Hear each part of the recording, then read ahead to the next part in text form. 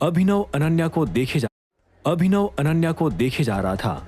अभिनव की आंखों ने उसे सच में धोखा नहीं दिया था। अनन्या ने वाकई में एक लंबा लाल रंग का गाउन पहना था जो उसकी खूबसूरती में चार चांद लगा रहा था। अनन्या के पैरों में वही काली जूती थी जो अभिनव ने पार्किंग लॉट में उसके गाड़ी से उतरते वक्त देखी थी। हालांकि फिलहाल अनन्या की हेयर स्टाइल थोड़ी सी अलग थी और उसने अपने चेहरे पर बहुत सारा मेकअप भी लगाया हुआ था। इसने अपना हुलिया सिर्फ सुंदर दिखने के लिए बदला है या फिर ये पार्टी में मुझसे छुपना चाहती है? अभिनव ने अपने आप से पूछा। इतने में मैक्स अपनी शराब का एक घूंट पीकर बोला, वैसे टाइगर, इस पार्टी में मैंने 3 और लोगों को आने दिया है। मैक्स की बात सुनते ही अभिनव की अनन्या पर से नजर हटी और वो मैक्स की तरफ देखकर बोला, कौन 3 लोग? वो तीनों रशिया के दिग्गज माफिया लीडर्स हैं और तुमसे मिलना चाहते हैं, लेकिन अभी तक पार्टी में सिर्फ एक ही पहुंच पाया है। तुम उनसे कब मिलना चाहोगे मुझे बता देना, कोई जल्दी नहीं है, मैक्स ने कहा और वो वापस से अपनी ड्रिंक पीने लगा। कोई प्रॉब्लम नहीं है, इतने सारे लोगों से मिलना है तो 2-3 और सही। इतना कहकर अभिनव की नजर फिर से अनन्या की तरफ चली गई और वो अचानक दंग रह गया। उसने देखा कि अनन्या जिस लड़की से बात कर रही थी उसे अलविदा कहकर अब वो अभिनव और मैक्स की तरफ ही चली आ रही थी। एक बात याद रखना टाइगर, आज का दिन तुम्हारा है। तुम्हें आज अपनी सारी प्रॉब्लम्स को कुछ देर के लिए भूलकर इस पार्टी को जी भर के एंजॉय करना पड़ेगा। इनफैक्ट मैंने पार्टी में ऐसी बहुत सी चीजों की प्लानिंग भी की है जो इसे और भी मजेदार बनाएगी। सबसे पहले तो मैक्स अचानक बोलते हुए रुक गया जब उसने अभिनव के हाव भाव बदलते हुए महसूस किए। उसने एक पल के लिए अभिनव को देखा और फिर आगे पूछा, क्या होगा टाइगर? जब अभिनव ने उसकी बात का कोई जवाब नहीं दिया तो मैक्स उस दिशा में देखने लगा जिस दिशा में टाइगर देख रहा था। अनन्या को अपनी तरफ आते देख मैक्स की भी आंखें बड़ी हो गई। वो तुरंत हिचकिचाते हुए बोला, ये तो अनन्या है, लेकिन ये यहाँ क्या कर रही है? मुझे लगा तुम अनन्या से बात कर चुके हो टाइगर। तुमने उसे पार्टी में आने के लिए मना नहीं किया था क्या? और उससे इस जगह के बारे में पता कैसे चला? मैक्स के सवाल काफी सारे थे, लेकिन अभिनव के मुंह से जवाब का ज भी नहीं निकल रहा था। असल में वो खुद इसी बारे में सोच रहा था कि अनन्या यहाँ कैसे आ गई थी। उसने सख्त लहजे में अनन्या को पार्टी में आने से मना कर दिया था, लेकिन अब अनन्या मानो जानबूझकर किसी मकसद से अभिनव और मैक्स के पास आ रही थी। ऐसे में उसने एक गहरी सांस ली और मैक्स की तरफ देखकर कहा, मैक्स, मुझे भी नहीं पता ये यहाँ कैसे और क्यों आ गई। मैंने इसे साफ और सख्त शब्दों में मना किया था, लेकिन अब मैं भी तुम्हारे जितना ही शॉक्ड हूँ। अभिनव की बात सुनकर मैक्स ने हाँ में सिर हिलाया और कहा, आज इसने अपने हुलिये में भी फेरबदल किया है। हो सकता है ये जानबूझकर हमारी आंखों को धोखा देना चाहती थी।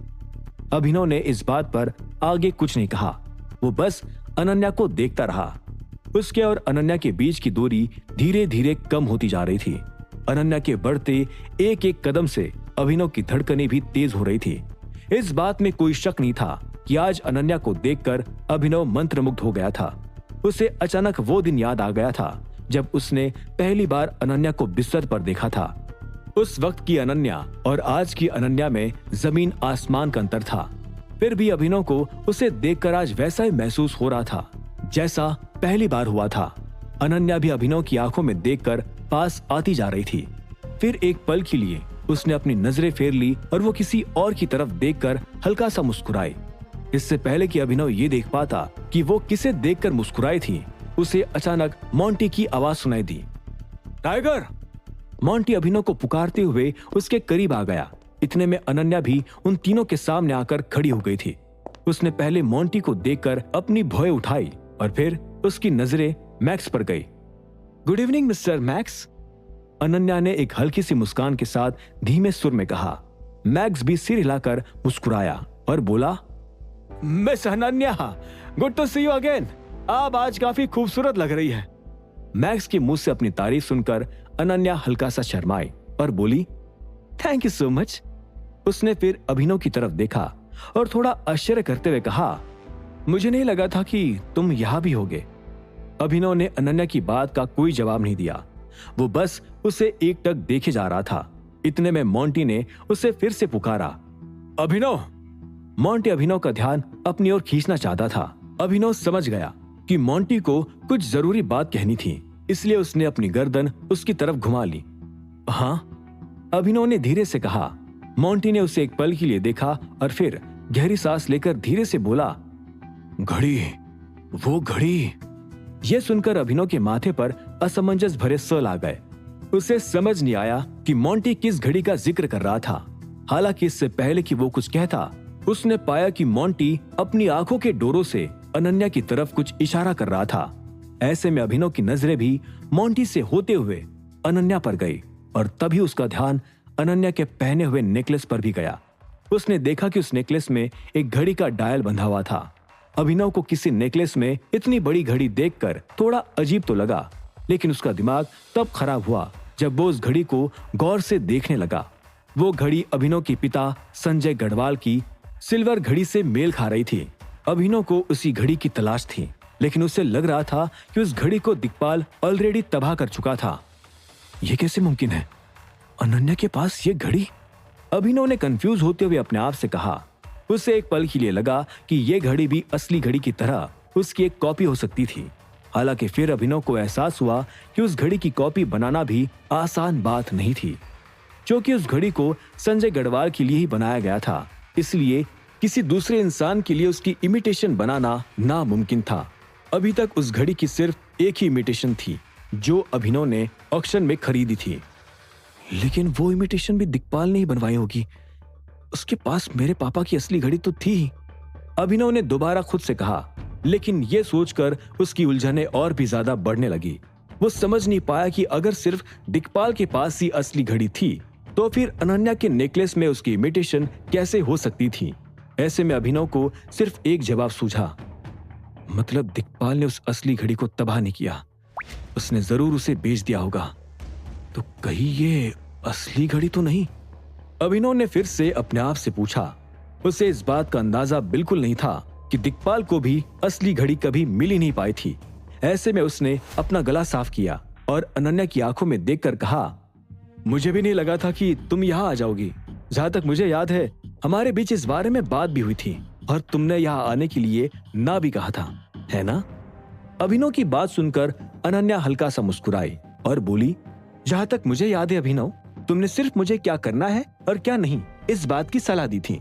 अब क्योंकि ये 21वीं सदी है, तुम मुझ पर अपने ऑर्डर तो थोप नहीं सकते, है ना? खैर, नो ऑफेंस, तुम भी पार्टी एंजॉय करो और मुझे भी करने दो, बाय।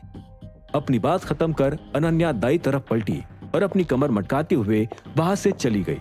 अभिनव ने उसे एक पल के लिए जाते देखा और फिर मोंटी की तरफ पलट कर कहा, तुम श्योर हो कि ये वही घड़ी है? मोंटी ने तुरंत हाँ में सिर हिलाया और कहा, बिल्कुल, ये इमिटेशन हो सकती थी, लेकिन एक इमिटेशन तो हम ऑलरेडी खरीद चुके हैं। ऐसे में इसके असली घड़ी होने के अच्छे खासे चांसेस है। मोंटी की बात सुनकर अभिनव ने एक पल के लिए कुछ सोचा और फिर ना में सिर हिलाकर कहा, इम्पॉसिबल, ऐसा हो ही नहीं सकता। जब मैक्स ने अभिनव और मोंटी को थोड़ा परेशान होते देखा तो वो तुरंत बोला, क्या हुआ गाइस, सब ठीक? अभिनव ने एक गहरी सांस लेकर अपना सिर हिलाया और कहा, सब ठीक है शायद। एक्चुअली अनन्या ने जो अपने गले में नेकलेस पहना था, उसमें घड़ी का डायल लटक रहा था। उस घड़ी को देखकर मुझे ऐसा लगा कि वो मेरे पापा की खोई हुई घड़ी है। पर छोड़ो, अनन्या के पास वो घड़ी भला आएगी कैसे? जरूर उसने इमिटेशन पहन रखा होगा। अभिनव की बात पर मैक्स ने अपना सिर हिलाया और फिर कुछ सोचते हुए कहा, वो घड़ी इमिटेशन हो तो सकती है, मगर अनन्या सिंह जैसी हाई स्टेटस लड़की को एक नकली घड़ी पहनने की क्या ही जरूरत पड़ेगी। खैर, यह भी हो सकता है कि उसने वो घड़ी असली समझकर खरीदी हो, लेकिन वो नकली निकल जाए। कुछ भी हो सकता है यार। आजकल लग्जरी चीजों के साथ इतनी धोखाधड़ी होने लगी है ना कि अक्सर असली खरीदने वालों के पास डुप्लीकेट आइटम पहुंच जाता है और वही चोर बाजार से डुप्लीकेट खरीदने वालों के हाथ असली चीजें लग जाती है। और मजे की बात तो यह है कि उन दोनों को ही इस बात का कोई आइडिया नहीं रहता। वैसे एक तरीके से अच्छा भी है, अगर लोग पैसा खर्च करके खुश है तभी दुनिया में खुशी है, हा? मैक्स की बात सुनकर मोंटी ने अपनी भौहें उठाई और कहा, इतना बड़ा माफिया लीडर होने के बाद भी तुम्हें असली नकली की काफी परख है मैक्स। मैक्स इस बात पर हंसने लगा और बोला, मोंटी भाई, मैं और अभिनव जमीन से उठे हुए आदमी हैं। हम दोनों को पता है कि जो सामान शीशे से बने महलों में बेचा जाता है और जो सामान एक फटी बनियान पहने हुए लड़का रोड पर बेचता है, उनमें कितना फर्क है ना अभिनव? हाँ शायद, अभिनव ने बिना किसी गंभीरता से कहा। उसका दिमाग फिलहाल अनन्या की पहनी घड़ी में अटका हुआ था। ऐसे में मैक्स हल्का सा मुस्कुराया और अपनी ड्रिंक को खत्म करते हुए बोला, एनीवेज, पार्टी स्टार्ट हो चुकी है, एंजॉय योरसेल्व्स, मैं जरा लोगों से मिलकर आता हूं। अपनी बात खत्म कर मैक्स भी वहां से जाने लगा और उसने अपनी ड्रिंक का ग्लास एक पास आ रहे वेटर की खाली ट्रे में रख दिया। उसे जाते देख मोंटी ने एक गहरी सांस ली और कहा, मुझे पता नहीं क्यों ऐसा लग रहा है अभिनव, पर शायद वो घड़ी असली है। अभिनव ने एक पल के लिए मोंटी को देखा और हाँ में सिर हिलाकर कहा, मैं अनन्या से इस बारे में बात करता हूं बाद में, फिलहाल ज्यादा दिमाग ना लगाकर हमें इस पार्टी को एंजॉय करना चाहिए। मोंटी ने भी अभिनव की बात पर हाँ में सिर हिलाया और फिर अपनी बाई ओर देखकर कहा, लो, अमानत भी आ गई तुमसे मिलने। अभिनव ने भी मोंटी की बाई ओर देखा और उसे सामने से अमानत आती दिखाई दी। अमानत अभिनव के करीब आई और एक हल्की सी मुस्कान के साथ बोली, गुड इवनिंग अभिनव, कैसे हैं आप? अभिनव ने भी मुस्कुराकर अपना सिर हिलाया और कहा, गुड इवनिंग, मैं ठीक हूं, बस तुम्हारा ये बॉयफ्रेंड मुझे थोड़ा पका रहा है, इससे कहो कि थोड़ी पार्टी भी एंजॉय कर ले। अभिनव की बात सुनकर अमानत हंसने लगी और फिर उसने मोंटी को गले लगा लिया। तुम्हें मुझे खुद लेने आना चाहिए था ना मोंटी, मैं तुमसे नाराज हूं, अमानत ने शिकायत करते हुए कहा। ऐसे में मोंटी ने धीरे से उसके सिर को चूमा और कहा, सॉरी डार्लिंग, मैं अभिनव के साथ था, पर चिंता मत करो, तुम्हें घर मैं ही ड्रॉप करूंगा। अमानत ने एक पल के लिए अपना मुंह बनाया और फिर वो वापस हंसते हुए बोली, मैं तो मजाक कर रही थी, पर अब तुमने घर ड्रॉप करने की बात करी दी है तो प्लीज उससे मुकरना मत। मोंटी भी ये सुनकर मुस्कुराने लगा और उसके होठ अब अमानत के होठों के करीब आने लगे। बगल में खड़ा अभिनव पहले ही वहां से जा चुका था। उसे उन दोनों के बीच कबाब में हड्डी नहीं बनना था। जब मोंटी ने अमानत को किस करने से पहले एक पल के लिए अपने बाई ओर देखा तो उसने पाया कि अभिनव स्टेज की तरफ बढ़ने लगा था। उसके स्टेज पर चढ़ते ही अचानक क्लब की सभी लाइट्स बंद हो गई और एक स्पॉटलाइट अभिनव पर अपनी रोशनी डालने लगी। ऐसे में वहां मौजूद सभी लोगों का ध्यान अपने आप टाइगर के ऊपर जा चुका था। अब आगे क्या होगा? अभिनव पार्टी में आए सभी लोगों से क्या बात कहेगा? क्या अनन्या ने अपने गले में जो घड़ी पहनी थी वो असली होगी, और अगर नहीं तो उसकी इमिटेशन किसने बनवाई होगी? क्या होंगे इन सभी सवालों के जवाब? जानने के लिए सुनते रहिए आगे। पार्टी में आए सभी लोगों की नजरें अब स्टेज पर खड़े अभिनव की तरफ घूम चुकी थी। ऐसे में अभिनव ने एक पल के लिए उन सभी को देखा और फिर अपना गला साफ करके गहरी आवाज में कहा, वेलकम एवरीवन, इस पार्टी में आने के लिए आप सभी का दिल से शुक्रिया। बिजनेस की बातें तो बाद में भी होती रहेंगी, लेकिन उससे पहले हमें अपनी पार्टी का मजा लेना चाहिए। अभिनव की बात खत्म करते ही पार्टी हॉल में तालियां गूंजने लगी। इतने में बाकी सभी लाइट्स भी फिर से चालू हो गई और अभिनव स्टेज से नीचे उतरने लगा। उसने फिलहाल और कुछ कहने से अपने आप को जानबूझकर रोका था। वो जानता था कि आगे किसी भी बात में उसे अपना नाम यानी टाइगर का जिक्र करना पड़ता, जिससे भीड़ में मौजूद अनन्या को उसकी असलियत का पता चल सकता था। भले ही अभिनव को अनन्या के सच जानने से तकलीफ नहीं थी, लेकिन वो चाहता था कि अनन्या को ये सच खुद ब खुद याद आए। वो अपने मुंह से अनन्या को ऐसा कुछ नहीं बताना चाहता था जिससे उसके दिमाग पर किसी तरह का उल्टा असर पड़े। हालांकि अभिनव अब तक इतना जरूर समझ चुका था कि अनन्या उस पर शक करने लगी थी। वो भाप गई थी कि अभिनव कोई आम इंसान तो नहीं था। पता नहीं कब तक मुझे ये नाटक करना पड़ेगा। दिक्पाल, अब तुझे ज्यादा दिनों तक जिंदा नहीं छोड़ पाऊंगा, अभिनव ने गुस्से में अपने मन ही मन में कहा और वो स्टेज से नीचे उतर आया। वो वापस मोंटी की तरफ बढ़ ही रहा था, कितने में उसे अपने सामने मैक्स आता दिखाई दिया। इस बार मैक्स के साथ 3 अनजान आदमी भी अभिनव के पास आ रहे थे। मैक्स ने अभिनव के पास आते ही एक मुस्कान के साथ कहा, टाइगर, ये रहे वो 3 मेहमान जो रशिया से इटली आए हैं, वो भी सिर्फ और सिर्फ तुमसे मिलने। अपनी बात खत्म कर मैक्स अभिनव के सामने से हट गया और उसने उन तीनों आदमियों को आगे आने की जगह दी। ऐसे में पहले आदमी ने एक हल्की सी मुस्कान के साथ सभी का परिचय देते हुए कहा, हेलो, मैं पैट्रिक, ये मार्क और ये निको। आपसे मिलकर बहुत अच्छा लग रहा है टाइगर बॉस। अभिनव भी पैट्रिक की बात सुनकर मुस्कुराया और बोला, nice to meet you all. आप सभी फिलहाल पार्टी एंजॉय कीजिए, कामकाज की बातें हम बाद में करेंगे। No problem, thank you tiger boss, उन तीनों ने एक साथ कहा और वो पलटकर वहां से चले गए। उन्हें जाते देख मैक्स फिर से अभिनव के करीब आया और बोला, चलो हम अपनी टेबल पर चलते हैं। अभिनव ने हाँ में सिर हिलाया और वो मैक्स के साथ उसकी टेबल की तरफ बढ़ने लगा। उस टेबल पर वो सभी लोग मौजूद थे जिन्हें अभिनव पहले से जानता था। वहां पर मैक्स से जुड़े सभी माफिया लीडर्स, मोंटी, अमानत और अनन्या भी अभिनव के आने का इंतजार ही कर रहे थे। अभिनव अनन्या को भी उस टेबल पर देखकर एक पल के लिए हिचकिचाया, लेकिन फिर उसने अपनी शराब का ग्लास ऊपर उठा लिया। आज की ये शाम हमारी जीत के नाम, अभिनव ने ऐलान किया। इतने में मैक्स भी अपना शराब का ग्लास ऊपर उठाते हुए बोला, और यह ड्रिंक हम सब के नाम, चीयर्स। सभी ने एक साथ कहा और अपने अपने शराब के ग्लास एक दूसरे के साथ खड़काने लगे। अभिनव ने अपनी वाइन एक ही घूंट में खत्म कर ली थी।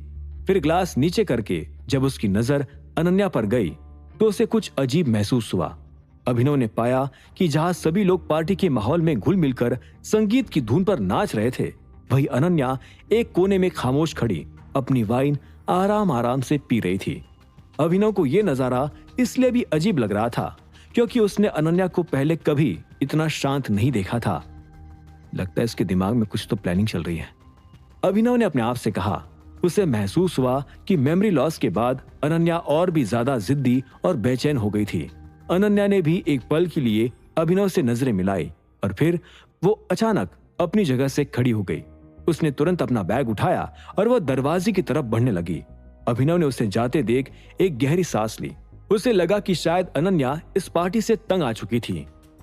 अच्छा भी है, अगर ये पार्टी में रहती तो मैं खुलकर लोगों से बात भी नहीं कर पाता, अभिनव ने दोबारा अपने मन ही मन में कहा और वो अपनी वाइन का ग्लास फिर से भरने लगा। इतने में अचानक उसके फोन पर एक मैसेज की टोन बजी। अभिनव ने अपना ग्लास टेबल पर रखा और वो जेब में से फोन निकालने लगा। जब उसने स्क्रीन पर मैसेज देखा तो उसकी आंखें फटी की फटी रह गई। उससे वो मैसेज अनन्या ने ही भेजा था। तुम और तुम्हारे दोस्त मेरे गले में लटक रही घड़ी को लेकर काफी परेशान लग रहे हो। चिंता मत करो, ये घड़ी असली है, बिल्कुल असली। अभिनव अनन्या के इस मैसेज को पढ़कर ना सिर्फ हैरान हुआ बल्कि बुरी तरह से कंफ्यूज भी हो गया। उससे अब घड़ी की उतनी चिंता नहीं रही जितनी अनन्या को लेकर होने लगी। वो समझ नहीं पाया कि अनन्या के पास उस घड़ी का होना और फिर उसके इस तरह का मैसेज भेजने का क्या मतलब था। ऐसे में अभिनव अपनी चेयर पर सीधा बैठ गया और सोचने लगा कि अनन्या उसके बारे में और भी कुछ जानती थी। इतने में मोंटी की नजर भी अभिनव पर पड़ी। जब उसने अभिनव को खोया हुआ सा देखा तो मोंटी ने उसे इशारा करते हुए अपनी भौहें उठाई। अभिनव ने उसका इशारा देख लिया और जवाब में एक बार ना में सिर भी हिला दिया। वो फिलहाल मोंटी के लिए इस पार्टी का मजाक किरकिरा नहीं करना चाहता था। अनन्या को लेकर जो भी बात थी वो मोंटी को पार्टी खत्म हो जाने के बाद ही बताता। दुश्मनों को पछाड़ने में कितना मजा आया, अचानक मैक्स ने ऊंची आवाज में सभी से पूछा। बहुत मजा आया, सभी लोगों ने एक साथ कहा और वो हंसने लगे। अभिनव भी उन्हें इस तरह खुश देखकर मुस्कुरा रहा था। मुस्कुराते हुए ही फिर उसने एक वोडका की बोतल उठाई और ठहाकों के बीच अचानक बोला, एवरीवन, मैं एक अनाउंसमेंट करना चाहता हूं। अभिनव की गहरी आवाज सुनकर टेबल पर मौजूद सभी लोगों का ध्यान उस पर चला गया। सभी आश्चर्य करने लगे कि अभिनव की अनाउंसमेंट क्या हो सकती थी। इतने में अभिनव ने अपनी मुस्कान चौड़ी की और एक गहरी सांस लेकर आगे कहा, जैसा कि आप सभी लोग जानते हो, मैं नया किंग ऑफ द वर्ल्ड हूं। बिल्कुल, ये तो हमें पता है टाइगर। इमरान ने हंसते हुए कहा। अभिनव ने भी उसकी टिप्पणी पर सिर हिलाया और अपना गला साफ करके आगे कहा, लेकिन इसी के चलते मुझे एक बात खटक भी रही थी। मुझे एहसास हुआ कि मैं किंग ऑफ द वर्ल्ड तो हूं ही, साथ ही मैं इटली के बिलियनर क्लब का प्रेसिडेंट भी बना बैठा हूं। अब मैं रहता गुड़गांव में हूं और इटली कम ही आना जाना होता है। ऐसे में मुझे लगता है कि कोई और इस कुर्सी पर बैठकर ज्यादा बेहतर काम कर सकता है। अभिनव की बात सुनते ही उस टेबल पर एक पल के लिए सन्नाटा छा गया। सभी लोग एक दूसरे को देखने लगे थे। इतने में मैक्स ने अपनी भौहें सिकोड़ी और कहा, तुम कहना क्या चाहते हो टाइगर? अभिनव ने एक पल के लिए मैक्स को देखा और फिर गहरी आवाज में कहा, मैं इस प्रेसिडेंट की पोजीशन से इस्तीफा देना चाहता हूं। अभिनव के ये शब्द उन सभी लोगों के लिए किसी बिजली के झटके से कम नहीं थे। और चूंकि अभिनव ने इस बारे में मोंटी से बात नहीं की थी, इसलिए फिलहाल वो भी दंग रह गया था। ऐसे में वो हिचकिचाते हुए बोला, अभिनव ये तुम क्या कर रहे हो? अभिनव ने मोंटी की तरफ देखकर अपना सिर हिलाया और फिर आगे कहा, मैं जो कर रहा हूं बिल्कुल ठीक कर रहा हूं। सभी की भलाई इसी में है। देखिए, किंग ऑफ द वर्ल्ड होने से मैं दुनिया भर के सभी बिलियनर क्लब्स पर अपनी पकड़ तो रखता ही हूं, लेकिन चूंकि अब मेरी जिम्मेदारियां बढ़ गई हैं और मैं हूं भी दूसरे देश का, इसलिए इटली में अब किसी और को नया बिलियनर बॉस बनना चाहिए। मैं जानता हूं यहाँ बहुत से काबिल लोग हैं जो इस क्लब को अपना समय और पैसा दोनों दे सकते हैं। ऐसे में मेरा उनकी कुर्सी पर बैठना ठीक नहीं होगा, इसलिए मैं ऑफिशियली अपनी पोजीशन से हटना चाहूंगा और किसी और को इस क्लब का प्रेसिडेंट बनाना चाहूंगा। अभिनव की बात पर सभी लोगों ने हाँ में सिर हिला दिया। फिर उनमें से एक ने अचानक पूछा, पर तुम अपनी जगह प्रेसिडेंट बनाओगे किसे? अभिनव इस सवाल पर एक पल के लिए सोचने लगा। वो पहले से जानता था कि उसे ये पोजीशन किसे सौंपनी थी, लेकिन वो लोगों को ऐसा दिखाना नहीं चाहता था। यह पोजीशन उसी को मिलनी चाहिए जो इसका हकदार हो, जिसने किंग ऑफ द वर्ल्ड के अवार्ड को पाने के लिए मुझसे भी ज्यादा मेहनत की थी और जो आप सभी लोगों का लीडर भी है।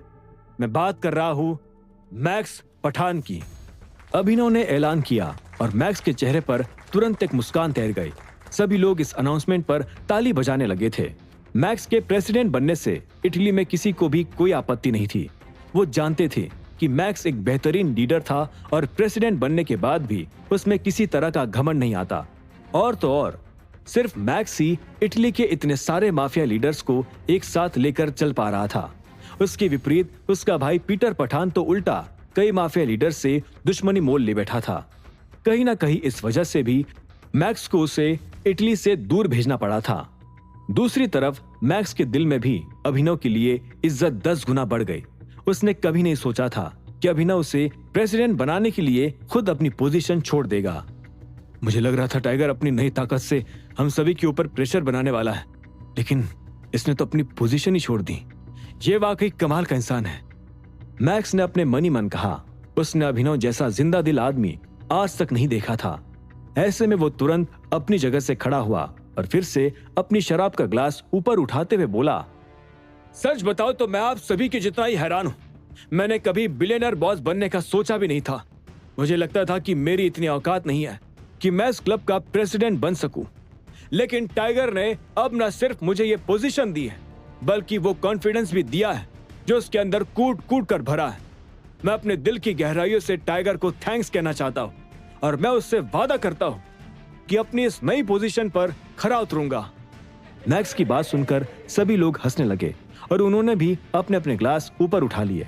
इतने में अभिनव भी अपना ग्लास ऊपर करते हुए बोला, तो हमारे नए प्रेसिडेंट के लिए चीयर्स। ग्लास फिर से खड़क गए और खाने पीने का सिलसिला शुरू हो गया। पार्टी में आए सभी लोग दुनिया भर की टेंशन को भूलकर अब सिर्फ नशे में धुत हुए जा रहे थे। कोई आदमी बॉटल्स पर बॉटल्स मंगवाए जा रहा था तो कोई नाचते हुए रुक नहीं पा रहा था। हॉल का माहौल देखकर ऐसा लग रहा था मानो सभी लोग पागल हो चुके थे। हालांकि अभिनव ने नशे में डूबने की कोशिश नहीं की थी। उसके मन में अब भी अनन्या को लेकर कई तरह के ख्याल चल रहे थे। मुझे अपने होश में रहने की जरूरत है, कहीं पर कुछ तो बहुत ही गलत हो रहा है, उससे निपटना होगा, अभिनव ने अपने आप से कहा। खाने पीने और नाच गाने के बाद अभिनव एक एक कर सभी लोगों से मिलने लगा। उसने इस बार हर एक व्यक्ति को अपनी बात समझाने के लिए पूरा वक्त दिया था। मोटे तौर पर सभी लोगों के साथ उसकी चर्चाएं अच्छी रही थी। अभिनव ने कई तरह के बिजनेस को लेकर डिस्कस किया था और इंडिया में बाहर के लोगों का इन्वेस्टमेंट लाने की कोशिश की थी। वो जानता था कि नई नई पार्टनरशिप करके और अलग अलग इंडस्ट्रीज में अपने पैर जमाकर ही वो अपनी दौलत को बढ़ा सकता था।